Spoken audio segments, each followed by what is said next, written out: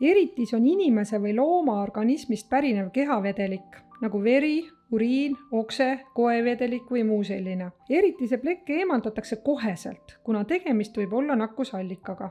Tulenevalt potentsiaalsest ohust tuleb eritise pleki eemaldamist teha teadlikult. Eritise pleki eemaldamine tavaolukorras. Eritise plekid eemaldatakse enne ruumi koristamist. Eritis pühitakse paberiga, ühekordse lapiga või kasutatakse absorbenti.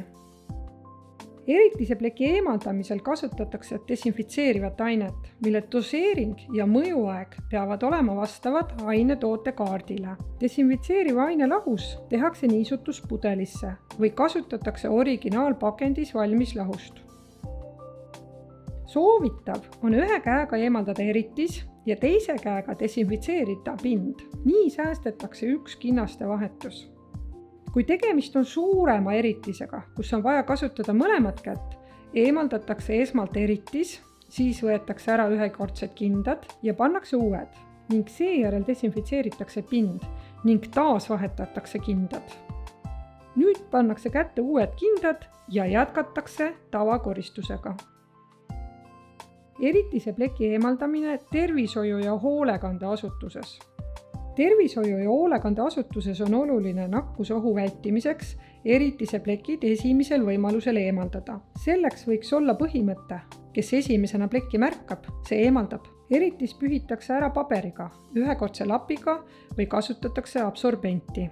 Enne, kui pannakse kätte ühekordsed kindad, tehakse käte antiseptika. Nüüd korjatakse paberi või ühekordse lapiga eritis kokku ja visatakse selleks ette nähtud prügikasti. Võetakse ära kindad, tehakse käte antiseptika ja pannakse kätte uued kindad. Eritise desinfitseerimiseks kasutatakse selleks sobilikku ainet. Oluline on aine kontsentratsioon ja mõjuaeg. Desinfitseeriv aine kantakse ühekordsele lapile või paberile, millega pühitakse pinda. Kasutatud paber või ühekordne lapp visatakse prügikasti, eemaldatakse kindad.